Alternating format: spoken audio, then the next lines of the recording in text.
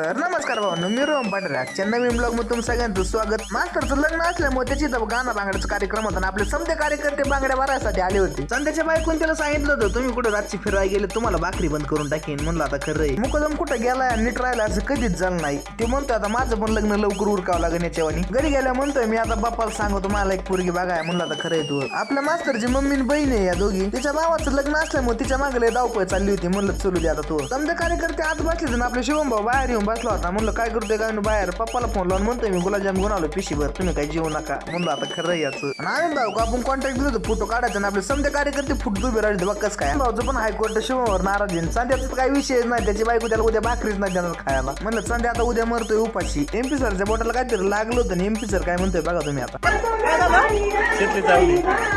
तुम्ही सांगा आपल्या कार्यकर्त्यांनी असं केलं त्यांच्या भाकरी नाही बंदवायच्या मग काय होईल. मग आपण निघालो गावात मम्मीला सुलकीला घेऊन. म्हणलं गावात पण जावं लागेल बावड्या सासरवाडीला. आपल्याला तिकडे पण आमंत्रण होतं. म्हणलं चला आता. आपल्या आधी आपले कार्यकर्ते येऊन उभे राहिले होते. म्हणलं आता खरं यांचं तिथं पोटभर खाल्लं इथं येऊन खात्यात. संध्याला माहिती आहे आपल्या भाकरी बंद होणार होते, त्याच्यामुळे इथं जेवलं ना मास्तर जिथं पण जेवलाय. म्हणलं खरं याचं आता. शिवम भाऊ ज्याला सांगतोय बायकोला काय घाबरू नको, मी आहे तुझ्या पाठी. थोड्या दिवसात शिवम भाऊच्या पण भाकरी बंद होत्या. ती घरातला असं तरी काम करावंच लागायला. त्याला म्हणलं घे आता पाणी आणून जारचं. म्हणलं आता भाकरी पुत तरी काम कर आता काय. व्हिडिओ आवडला असेल तर लाईक फॉलो करा भावांनो. भेटावं पुढल्या ब्लॉग मध्ये. धन्यवाद.